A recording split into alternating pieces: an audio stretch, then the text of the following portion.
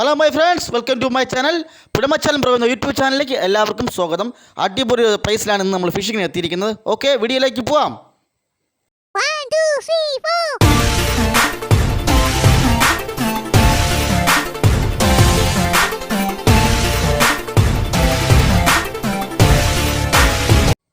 Hello my friends, ഞാനും എൻ്റെ ചങ്ക് ബ്രോയുമായിട്ട് ആറ്റി കുളിക്കാൻ വേണ്ടി വന്നപ്പോൾ ഒരു തുണ്ട് വലയും കൊണ്ട് ഇറങ്ങി വന്ന് ഒരു ചെറിയ പ്ലേസ് കൊണ്ട് വലിച്ചങ്ങ് കെട്ടിയ വിട്ട് കുളിച്ചിട്ടൊക്കെ വന്നപ്പോൾ മീൻ കിടക്കുന്നതായിട്ട് കണ്ട വലയിൽ. അങ്ങനെ പുള്ളിക്കാരൻ ചാടിയിരിക്കുവാണ്.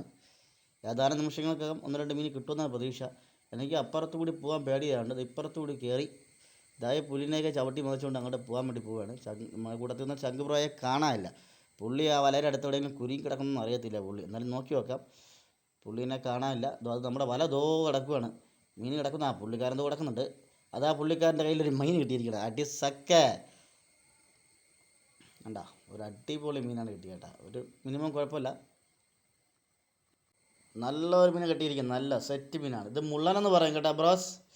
ഫ്രാൻസ്, ഇത് മുള്ളനെന്ന് പറയും. മുള്ളൻ. ഇത് നിങ്ങളുടെയൊക്കെ നാട്ടിൽ എന്ത് പറയുന്നതെന്ന് നമ്മളുടെ കമൻറ്റ് ബോക്സിൽ കമൻറ്റ് ചെയ്യുക. ഓക്കെ, ഒരുവിധം തരക്കേടില്ലാത്ത മീനാണ് കിട്ടി. ഇനിയും മീൻ അങ്ങ് അപ്പുറത്തോട്ടുണ്ട്. 2-4 മീൻ കിടക്കുവാണ് അവിടെയൊക്കെ. എന്നാലും ഏതൊക്കെ കിടന്നൊരു പിടിയില്ല അല്ലേ. മുള്ളനെന്ന് പറയും. അങ്ങനെയുണ്ടാ, സെറ്റ് അല്ലേ. ഇതവിടെ മൊത്തം ഈ ഐറ്റം മീൻ ഇഷ്ടം പോലെയുള്ള സ്ഥലമാണ് മുള്ളൻ.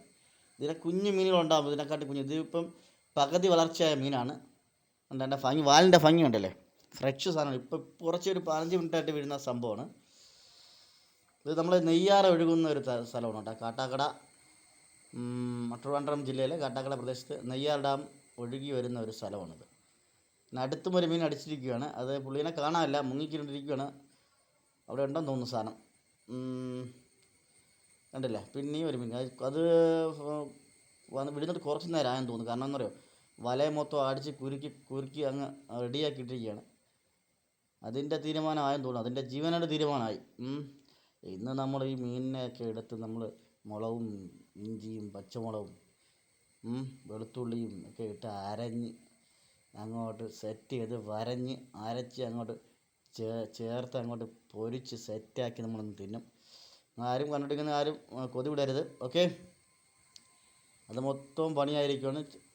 ഇവിടെ ഇഷ്ടം പോലെ മീനുണ്ട് കേട്ടോ ഗൈസ്.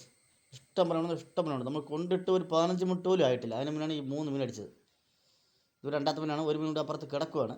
ഓക്കെ, അതിൻ്റെ കണ്ണ് പൊട്ടിച്ച് എടുക്കാൻ പറ്റില്ല. ഇത് മൊത്തത്തിൽ കുരുക്കിടങ്ങും. നമ്മൾ അതിൻ്റെ ശരീരത്തോട് കയറിയ ഫസ്റ്റ് കയറിയ കണ്ണിയെ തിരഞ്ഞെടുത്ത് ആ കണ്ണിയെ അങ്ങ് പൊട്ടിക്കണം. അപ്പോൾ അത് ഫ്രീ ആകുമ്പോൾ സെറ്റായിട്ട് ഇറങ്ങി വരും. കണ്ടല്ലേ, അടിപൊളി മീനാണ് കേട്ടോ. നേരത്തെ കടി കുറച്ചുകൂടി വലിപ്പമുള്ള മീനാണെന്ന് തോന്നുന്നു അല്ലേ. അടിപൊളി മീനാണ്. വല നമ്മൾ അടിയിൽ ഈയം ഇല്ലാത്തതുകൊണ്ട് നമ്മൾ വല മേൽഭാഗം കെട്ടിയിട്ട ശേഷം അടി സൈഡ് നമ്മൾ എല്ലാം വലിച്ച് കല്ല് അതിൻ്റെ ഒക്കത്തിൽ വെച്ചിട്ടാണ് വല ടമ്പറാക്കി പിടിച്ച് കെട്ടിയിരിക്കുന്നത്. കണ്ടില്ലേ, അതാ സെറ്റ് മീൻ കിട്ടി. ഇച്ചിരി വലിപ്പമുള്ള മീനാണ്. അടിപൊളി മീനാണ്.